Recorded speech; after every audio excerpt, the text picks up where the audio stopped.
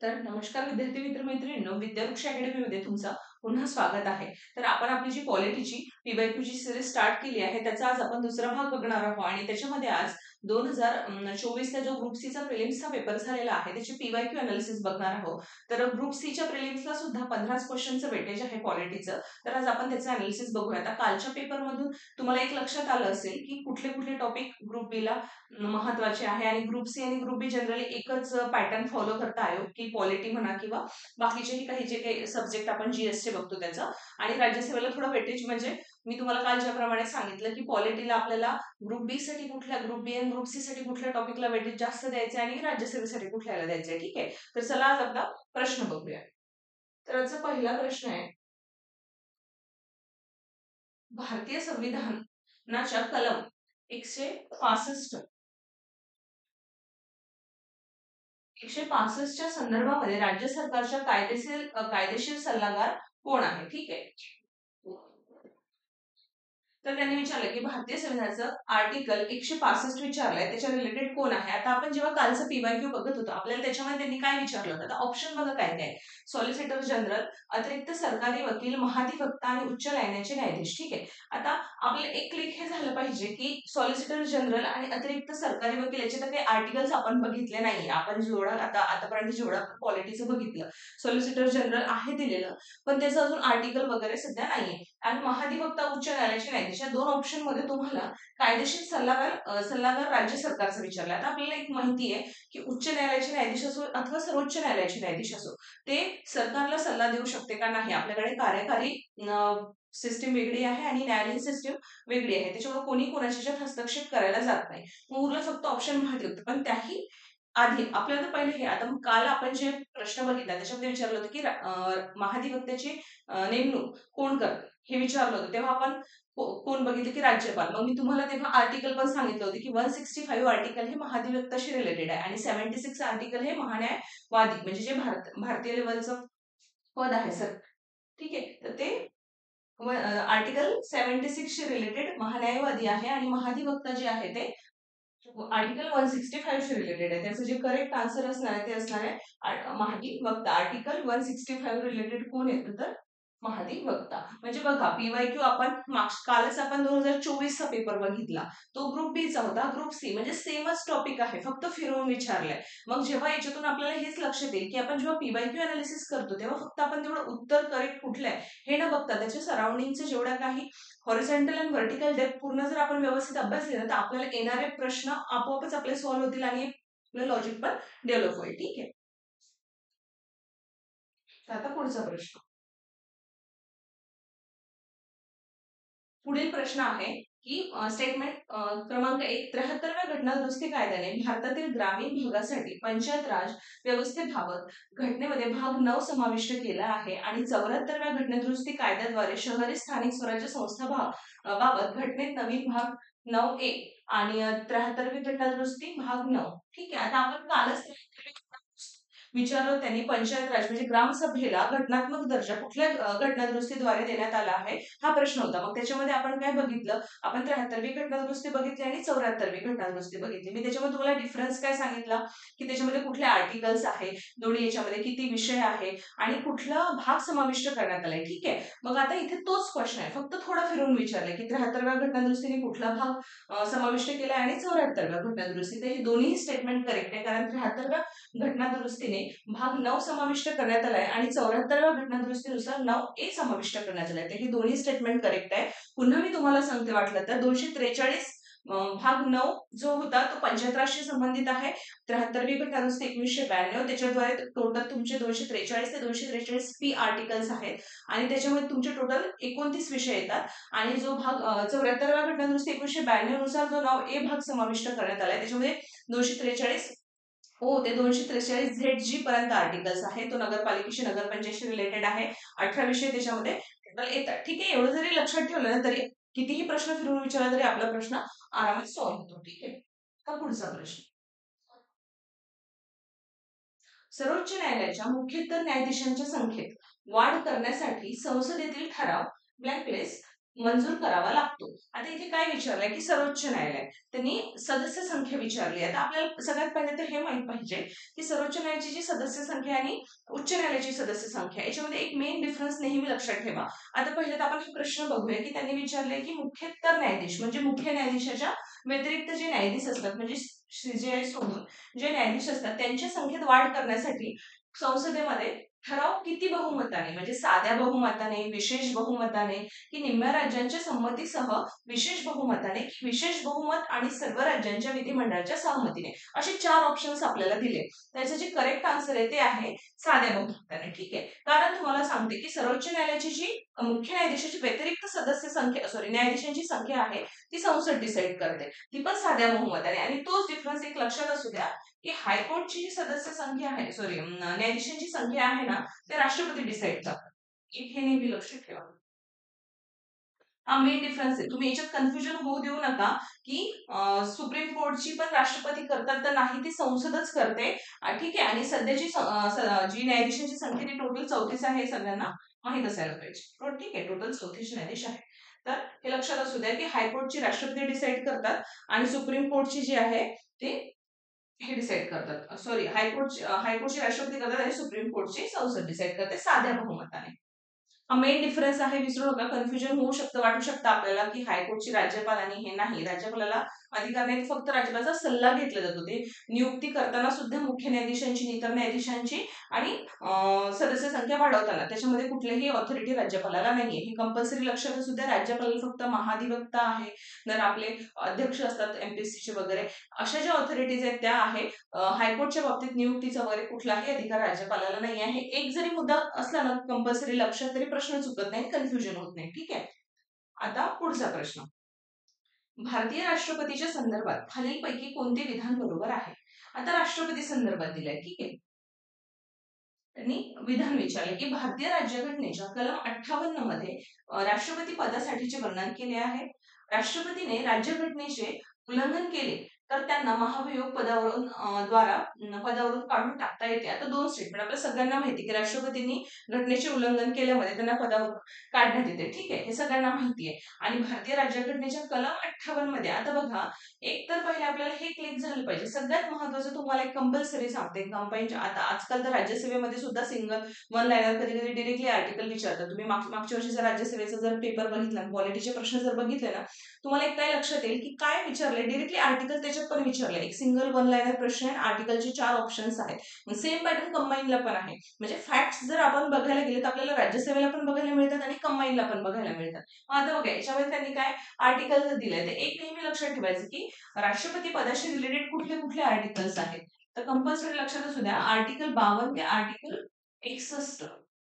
61 सगळ्यांना माहिती आहे कशासाठी येतं महाभियोग. ठीक आहे. आता 52 ते 61 कंपल्सरी मग त्याच्यामध्ये त्यांनी विचारले 58 हे पदासाठीचे वर्णन आहे का? तर हो. आर्टिकल 58 म्हणजे कलम 58 मध्ये पदासाठीचे वर्णन दिले आहे आणि राष्ट्रपती राज्यघटनेचे उल्लंघन केल्यास महाभियोगद्वारा पदावरून काढता येते राष्ट्रपतींना. हे पण करेक्ट आहे. मी याचं जे उत्तर आहे त्यांनी बरोबर विधाने विचारली आहे तर हे दोन्ही विधाने बरोबर आहे असं उत्तर आहे. आता पदासाठीचे वर्णन म्हणजे काय दिलंय तर होणारे जे राष्ट्रपती आहे ते भारताचा नागरिक असावा, वयाची 35 वर्ष त्यांनी पूर्ण केलेली असावी आणि लोकसभेचे सदस्य होण्यात पात्र असावे. हे 3 अशा गोष्टी दिल्या आहेत. तेच म्हणजे पदाचे वर्णन की पदावर पात्र होण्यासाठी कुठल्या कुठल्या गोष्टी असायला पाहिजे. ठीक आहे. तर याचं करेक्ट आन्सर 2 असं आहे. दोन्ही स्टेटमेंट बरोबर आहे. आता पुढचा प्रश्न. भारतीय राज्यघटनेचे जनक डॉक्टर बाबासाहेब आंबेडकर बी.आर. आंबेडकरांनी कोणत्या कलमाला भारतीय राज्यघटनेचे हृदय आणि आत्मा म्हणून घोषित केले आहे? आता मी आय गेस मी याच्या आधी पण आपल्या आय गेस कुठल्या तरी व्हिडिओमध्ये म्हणजे जे पीवायक्यू आहे त्याच्यात सांगितलं होतं म्हणजे विचारलं दुसरं होतं आणि सांगताना मी सांगितलं की आर्टिकल 32 ला राज्यघटनेचा आत्मा म्हणजे हार्ट ऑफ आपलं कॉन्स्टिट्यूशन असे म्हटलं जाते. तर आर्टिकल 32 हे त्याचं करेक्ट आन्सर आहे. आता का म्हटलं जाते? कारण आर्टिकल 32 नुसार आपल्या कुठल्याही मूलभूत अधिकाराचं उल्लंघन जर झालं तर आपल्याला डायरेक्टली सुप्रीम कोर्टमध्ये आपण जाऊन आपला न्याय मागवू शकतो. म्हणून त्याला आर्टिकल 32 ला घटनेचा आत्मा आणि हृदय म्हटलं गेलेलं आहे. हे नेहमी लक्षात असू द्या. ठीक आहे. आता पुढचा प्रश्न. भारतीय संविधानाच्या कोणत्या कलमात विधानसभेची तरतूद केलेली आहे? आता बघा, तुम्हाला मी आताच थोड्या वेळापूर्वी सांगितलं की डायरेक्टली आपल्याला आर्टिकल्स विचारत आहे. आपल्याला याचा अर्थ अभ्यास करताना फक्त स्टेटमेंट बेस आपण तर करतो की ठीक आहे, स्टेटमेंट पण येते कारण स्टेटमेंट पण बघितले, पण आर्टिकल्स आपल्याला कंपल्सरी आता पाठ करावा लागणार आहे, हे याच्यावरून लक्षात येत आहे. ठीक आहे, कारण आता रिसेंटली 24चे पेपर झालेले आहे. आता 25 नोव्हेंबरचा जो पेपर असणार आहे, एक लक्षात ठेवा की सगळे आर्टिकल प्रॉपर वाटले तर चार्ट तयार करा. Difference supreme court, high court, PM, CM, राष्ट्रपती, राज्यपाल असे सेपरेट चार्ट करा आणि समोरासमोर करा. ग्रामपंचायत, नगरपालिका असं, म्हणजे कन्फ्युजन होणार नाही आणि लगेच तुम्हाला क्लिक होईल. कारण कधी असं काय असतं नेहमी की आपण चार्ट फॉर्म मध्ये जर तयार केला आणि आपण कंपॅरिझन जर हे केले ना, तयार केलं ना समोरासमोर, आपल्या लक्षात पण राहतं महाधिवक्ता, महान्यायवादी, नाही का, तर कॅग वगैरे हे सगळ्या गोष्टी व्यवस्थित. जास्तीत जास्त तर महाधिवक्ता, महान्यायवादी विचारतात. केंद्र राज्य संबंध महत्वाचे, आंतरराज्यीय आंतरराज्यीय संबंध पण महत्वाचे आहे. ठीक आहे, तर ह्या महत्वाच्या गोष्टी आहे. घटनात्मक संस्था, बिगर घटनात्मक संस्था, याचा पण एक चार्ट तयार करता येऊ शकतो. जास्तीत जास्त कंपॅरेटिव्हली स्टडी करण्याचा प्रयत्न करायचा, म्हणजे ते आपल्याला लक्षात राहतं. ठीक आहे, आता पुढचा प्रश्न म्हणजे हाच प्रश्न की भारतीय संविधानाचं विधानसभेचं आर्टिकल विचारलंय आपल्याला. ठीक आहे, आता याच्यामध्ये एक नेहमी लक्षात ठेवा, आपण काल मी तुम्हाला विधान परिषद बद्दल आपल्याला विचारलं होतं की विधान परिषद कुठल्या राज्यामध्ये ते विचारलं होतं, आणि आय थिंक आर्टिकल पण विचारलं नाही, निर्मितीबद्दल विचारलं होतं. तेव्हा मी तुम्हाला विधानसभेचं सुद्धा विधान परिषदेचं आर्टिकल सांगितलं होतं. याचं करेक्ट आन्सर 170 असेल. तर आता पुढचे 171, 172 आणि 173. आता विधानसभेची ही तरतूद आहे, मी तेव्हा तुम्हाला निर्मिती सांगितली होती. तर 171 मध्ये ना विधान परिषदेची तरतूद दिली आहे. म्हणजे हा, जसं विधानसभेची 170 मध्ये दिली आहे, तशी 171 मध्ये विधान परिषदेची दिली आहे, लक्षात असू दे. ठीक आहे, आणि 172 मध्ये रचना दिली आहे. काय काय सांगितलं मी तुम्हाला की याच्यामध्ये विधान परिषदेची रचना दिली, याच्यामध्ये रचना दिलेली जशी त्याच्यात ही दिली आहे ती, आणि याच्यामध्ये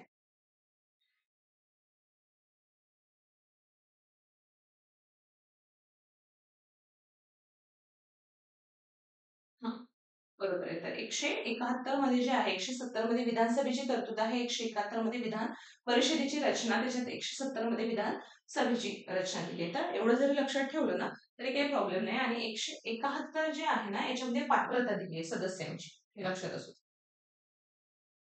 सदस्य पात्रता, ठीक आहे, एवढं कंपल्सरी लक्षात ठेवा. आता पुढचा प्रश्न आहे,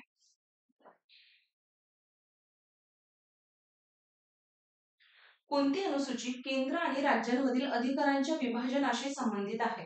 आता आपण काल जेव्हा बघितलेलं तेव्हा आपण हे बघितलं होतं एकात्मक अधिकाराबद्दल. आय थिंक संघराज्य अधिकार, एकात्म अधिकार असे असतात. ठीक आहे, तर मी तेव्हा पण सांगितलं होतं की संघराज्य अधिकार आणि संघराज्य वैशिष्ट्य आणि एकात्मक वैशिष्ट्य आपल्याला पाठच पाहिजे, किंवा कंपॅरेटिव्हली तुम्ही थोडं अनालिसिस म्हणजे किंवा एक थोडं अंडरस्टँडिंगने पण लक्षात ठेवू शकतात. आता इथे त्यांनी फक्त अनुसूची म्हणजे विभाजन विचारलंय, फक्त अनुसूची डिरेक्टली. आणि काल पण आपण बघताना आपल्याला अनुसूचीवर प्रश्न होता की चौथी अनुसूची कशाशी संबंधित आहे, तर राज्यसभेचे जे सदस्य आहेत त्यांच्याशी संबंधित होती. ठीक आहे, बघितलं तर आता हे केंद्र आणि राज्यामधील अधिकाराचं सगळ्यांना माहिती आहे की 7वी अनुसूची जी आहे ती केंद्र आणि राज्यांमधील विभाजनाशी संबंधित आहे.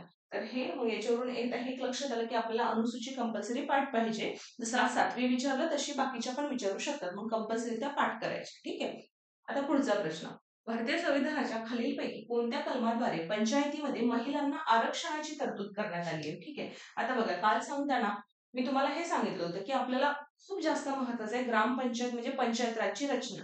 ते नगरपालिकेबद्दल एवढं विचारणार नाही, पण तुम्हाला ग्रामसभा, सरपंच, आता इथे महिलांच्या आरक्षणाची तरतूद विचारली आहे, हे पण पंचायत राजमधलीच विचारले, त्यांनी नगरपंचायतची नाही विचारली. त्याचे जे करेक्ट आन्सर आहे ना, ते 243 डी असं आहे. ठीक आहे, तर कारण त्याच्यामध्येच त्यांनी याची रचना केलेली आहे, महिला आरक्षणाची रचना. आता जे 243 बी, 243 सी आणि 243 टी, तर हे पण याच्यासाठी सांगते, कारण याच्यावर कधी कधी काय होतं की जोड्या पण हे येऊ शकतात. तर हे पण लक्षात ठेवा.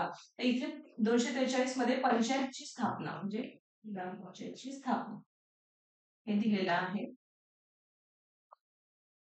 ठीक आहे, याच्यामध्ये जे सी जे आहे त्याच्यामध्ये रचना दिली आहे, आणि जो ई आहे त्याच्यामध्ये कालावधी दिलेला आहे. हे लक्षात असू द्या की 243 बी जो आहे त्याच्यामध्ये पंचायत राजची स्थापना दिलेली आहे. 243 सी जो आहे त्याच्यामध्ये ग्रामपंचायतची रचना दिली आहे आणि 243 डी मध्ये ग्रामपंचायत मधील महिलांच्या आरक्षणाची तरतूद दिलेली आहे आणि याच्यामध्ये कालावधी दिलेला आहे. ठीक आहे, तर हे चारही आर्टिकल्स लक्षात असू द्या. फक्त महिलांसाठी जे होतं त्याचं करेक्ट आन्सर 243 डी असं आहे. ठीक आहे, आता पुढचा प्रश्न.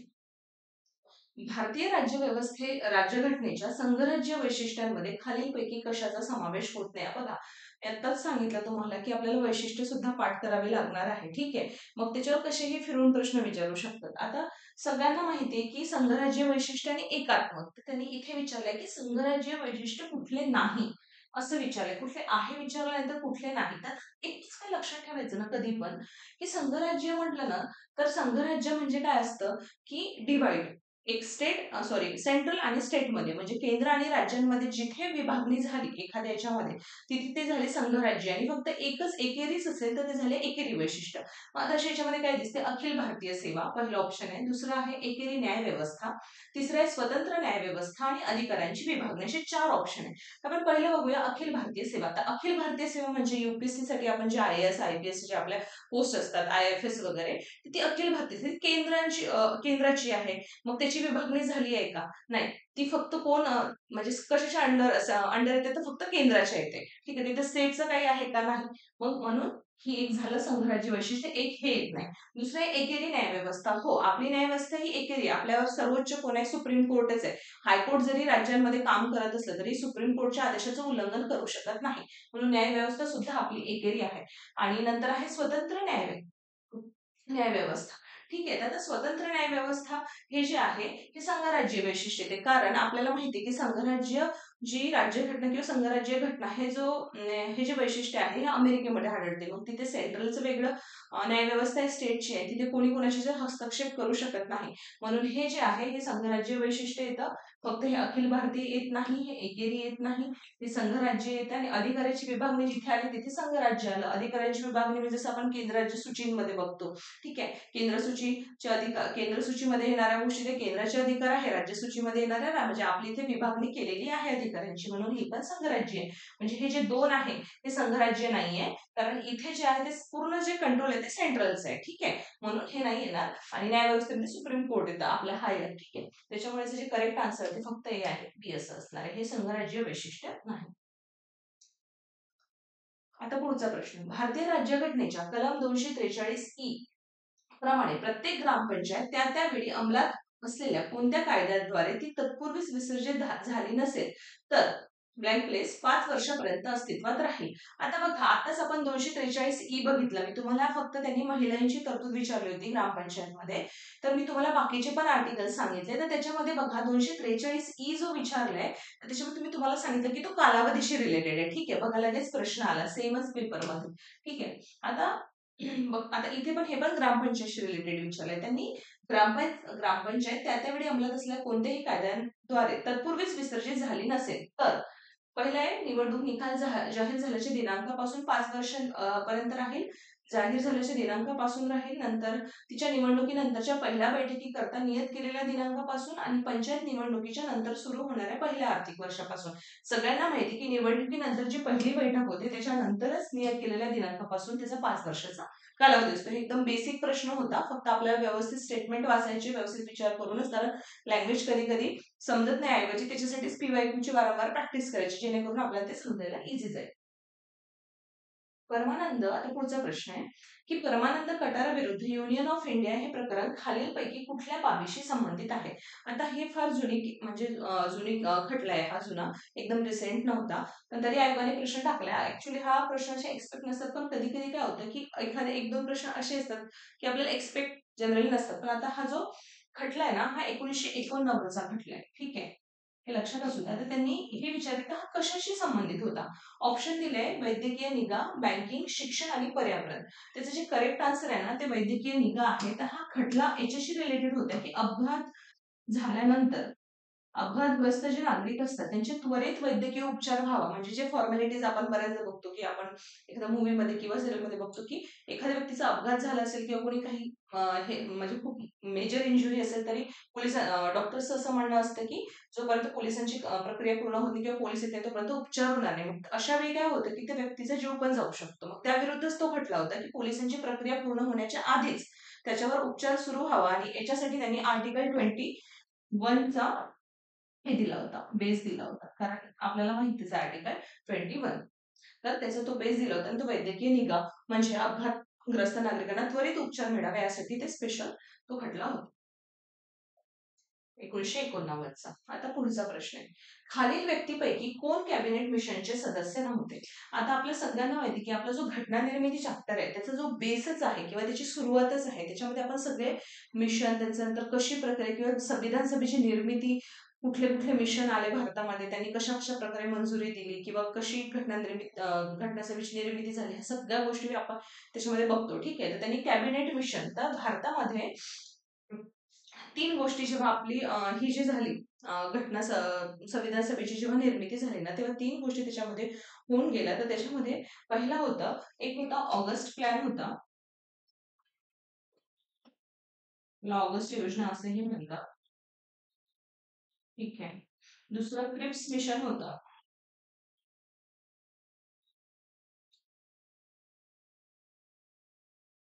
आणि चौथं कॅबिनेट मिशन होतं. हे 8 ऑगस्ट 1940ला ऑगस्ट प्लॅन. ठीक आहे, लक्षात असू दे. आता याच्या ज्या मायन्यूट गोष्टी ज्या एक्झाम मध्ये विचारतात त्या तुम्ही बॅच मध्ये आपण फास्ट ट्रॅक बॅच जी आपली कंबाईनची त्याच्यामध्ये बघणार आहोत. आणि जी क्रिप्स मिशन आहे ना ते 1942 मार्च 1942 ला आलेलं आहे. ठीक आहे. आणि जे कॅबिनेट मिशन आहे ते मे 1946. लक्षात असू द्या कंपल्सरी. त्याच्यात त्यांनी ना सदस्य विचारले होते. त्याचं करेक्ट आन्सर आहे सदस्य नव्हते असं म्हटलं तर ते सर विल्यम वूड नव्हते, सर स्टॅफोर्ड क्रिप्स होते. क्रिप्स मिशन त्यांच्याच नावाचं होतं आणि कॅबिनेट मिशनचे सुद्धा सदस्य होते. लॉर्ड पॅट्रिक लॉरेन्स होते आणि ए.व्ही. अलेक्झांडर असे 3 सदस्य होते. फक्त सर विल्यम वूड नव्हते. आणि कॅबिनेट मिशननेच नंतर भारताची घटना ही पूर्णतः भारतीयांनी तयार करावी अशी परवानगी दिली आणि तिथूनच नंतर आपली 6 डिसेंबर 1946 ला पहिली जी आहे ती घटना सभेची मीटिंग भरली किंवा पहिली सभा झाली. ठीक आहे. संविधान सभेची. आता पुढचा प्रश्न. कोणत्या घटना दुरुस्ती कायद्यान्वये एकाच व्यक्तीची 2 किंवा अधिक राज्यांसाठी राज्यपाल म्हणून नियुक्ती करण्याची तरतूद आहे? आता इथे हा कुठला टॉपिक आला? इथे आला घटना दुरुस्ती.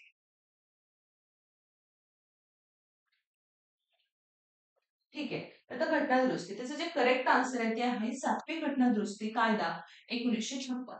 आता एक लक्षात असू द्या की त्यांनी काय म्हटलंय की एक किंवा अधिक राज्यांसाठी राज्यपालाची तरतूद बोललंय. आता अजून काय आहे की सामायिक हायकोर्ट ही पण तरतूद आहे 7व्या घटना दुरुस्तीने. सामायिक हायकोर्ट म्हणजे एक किंवा 2 राज्यांसाठी एकच किंवा एक राज्य किंवा युटीसाठी एकच. जसं आपण बघतो हरियाणा, चंदीगड, आपलं पण महाराष्ट्र आणि गोवा. ठीक आहे. मग असं जे बघतो ना आपण तेव्हा तिथे सामायिक हायकोर्टची सुद्धा त्यांनी 7व्या घटना दुरुस्ती नुसार तरतूद केली. ठीक आहे. एवढं लक्षात असू द्या आणि नंतर अजून हायकोर्टच्या अधिकार क्षेत्रामध्ये त्यांनी युटीला सुद्धा आणलं हे लक्षात असू द्या.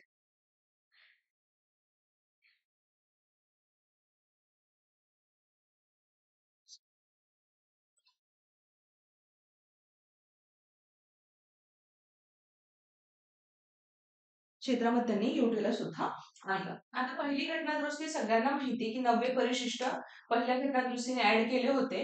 90 परिशिष्टामध्ये कुठलीही जर एखादा कायदा आपण टाकला त्याची घटना पुनर्विलोकन होणार नाही. न्यायालयिक पुनर्विलोकन हे सगळ्यांना माहिती आहे. तर ते त्याच्यामध्ये ऍड केलं होतं पहिल्या घटना दुरुस्तीने.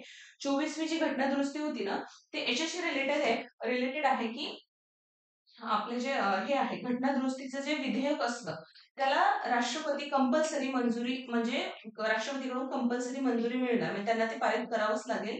हे एक कंपल्शन करण्यात आलं आणि 42वी घटना दुरुस्ती सगळ्यांना माहितीच आहे की कुठल्या कुठल्या तरतुदी आपण 42व्या त्या बऱ्याचशा आहे 5-6 तर त्या आपण व्यवस्थित बघून घ्यायच्या. ठीक आहे. तर ह्या सगळ्या आहे. आता ह्या 4 जरी दिल्या असेल तरी महत्त्वाच्या ज्या घटनादुरुस्ती आहे ना, ते आपण आपल्या बॅचमध्ये बघणार आहोत, फास्ट ट्रॅक बॅचमध्ये, की तुम्हाला कुठल्या विचारायचे जास्त चान्सेस असतात आणि कुठल्या विचारू शकतात. तर कारण एवढ्या सगळ्या आता आपल्या टोटल एवढं पाठ करणं आपल्याला पॉसिबल होत नाही. मग काहीच लक्षात ठेवायचे असतात महत्त्वाच्या, जशा या आहेत. आता याच्यामध्ये काय होतं ना, जनरली तुम्हाला पहिली 42वी तर कंपल्सरी माहितीच आहे सगळ्यांना. 24 मध्ये 7व्या मध्ये तुम्ही कन्फ्युजन होऊ शकतं तुम्हाला. पण घटनादुरुस्ती चॅप्टर करताना आपल्याला ते पण त्याच्यामध्ये कव्हर होऊन जातं. मग डिरेक्टली आपल्याला मिळतं की 2 किंवा अधिक राज्यांसाठी आपल्याला 7वी घटनादुरुस्तीच आहे राज्यपालाची तरतूद आणि हायकोर्ट पण 2 किंवा अधिक राज्यांसाठी.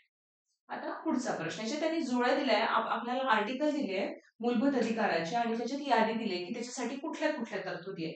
आर्टिकल 14, 15, 16, 17 आणि राज्य, धर्म, वंश, जात, लिंग, जन्मस्थान किंवा त्यापैकी कोणत्याही कारणावरून नागरिकांमध्ये भेदभाव करणार नाही. म्हणजे प्रत्येक आर्टिकल्स कुठल्या आर्टिकलची तरतूद दिली की कुठले. तर आता 14 जे आहे, तर ह्याच्यापैकी आपल्याला माहिती की 14 कशासाठी आहे, तर भारतातील कुठल्याही व्यक्तीला कायद्यासमोर समानता आणि कायद्याचे समान संरक्षण नाकारणार नाही.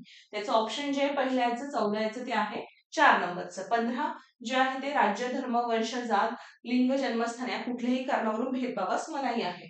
तर ठीक आहे, तर ते 15 आर्टिकल म्हणजे नंबर 1 चा ऑप्शन असणार आहे. आणि आर्टिकल 16 राज्यातील कुठल्याही पदावर किंवा नोकरीवर सार्वजनिक जे आहे त्याच्यावर सर्व नागरिकांसाठी सगळ्यांना समान संधी मिळेल. नागरिकांना नोकरीसाठी समान संधी मिळेल. तर आर्टिकल ते आहे 16 म्हणजे ऑप्शन नंबर 3 सॉरी 2. आणि आर्टिकल 17 जे ते अस्पृश्यतेचा अंत आणि कोणत्याही स्वरूपात ती प्रथा पाळण्यास बंदी, म्हणजे अस्पृश्यतेवर बंदी आहे. ठीक आहे, तर याचं ऑप्शन जे आहे ते 3 असणार आहे करेक्ट ऑप्शन. त्याच्यासाठी आपल्याला आर्टिकल्स पार्ट असले ना तर पटापट आपल्याला सॉल्व्ह करता येतं, नाही तर कन्फ्युजन होतं. एखादं जरी म्हणजे हे असेल माहिती असेल तरी नाही होत. 2 ते 3 आपल्याला व्यवस्थित माहितच पाहिजे. त्यासाठी कंपल्सरी आपल्याला मूलभूत अधिकार, मूलभूत कर्तव्य आणि मार्गदर्शक तत्व हे पाठच पाहिजे. म्हणजे आर्टिकल सहित त्याच्या कुठल्या तरतुदी ह्या सगळ्या गोष्टी. आता हा शेवटचा प्रश्न आहे. भारतीय राज्यघटनेच्या उद्देशिकेमध्ये समाजवादी आणि धर्मनिरपेक्षता या संज्ञाचा समावेश कोणत्या घटनादुरुस्तीनुसार करण्यात आला, हे विचारलंय त्यांनी. की समाजवादी, आता सगळ्यांना माहितीये की प्रस्तावनेमध्ये म्हणजे उद्देशिकेमध्ये समाजवादी, धर्मनिरपेक्षता हे 2 शब्द कुठल्या घटनादुरुस्तीने, आता बघा घटनादुरुस्तीवरच 2 प्रश्न येऊन गेले, म्हणजे हा पण टॉपिक आपल्याला व्यवस्थित करावा लागणार आहे, हे त्याच्यातून लक्षात येईल. त्याचं करेक्ट आन्सर 44वी घटनादुरुस्ती असं. ठीक आहे, तर याच्या आता आपल्याला मग त्याच्यात 41वी, 46वी, 42वी ह्या सगळ्या घटनादुरुस्ती आपल्याला पाठ करावं लागणार किंवा त्याच्या कुठल्या त्याच्यामध्ये तरतुदी केल्या ह्या सुद्धा आपल्याला व्यवस्थित बघावं लागणार आहे, म्हणून ते पण व्यवस्थित बघून घ्यायचं. ठीक आहे, तर इथे आज आपले हे ग्रुप सी चे प्रिलिम्सचे जेवढे काही प्रश्न आले होते 2024ला ते संपले आहेत. आता आपण उद्या ग्रुप बी चे मेन्सचे 2024-23 चे ग्रुप बी, ग्रुप सी हे अनालिसिस बघू. म्हणजे तुम्हाला रिसेंट आयोगाचा कुठला अप्रोच आहे, कुठल्या ट्रेंडनुसार क्वेश्चन्स येत आहे हे तुम्हाला अंदाज येईल आणि तुम्ही तेच महत्त्वाचे टॉपिक फक्त व्यवस्थित करून गेले ना, तुमचा स्कोर पण वाढेल आणि प्रिलिम्स पण निघेल. आणि या दृष्टिकोनातून आपण ही सिरीज कंटिन्यू करणार आहोत. तर काही डाऊट असले तुम्ही कमेंट करा आणि काही जरी विचारायचं असेल तरी कमेंट करून विचारू शकता. ठीक आहे, धन्यवाद.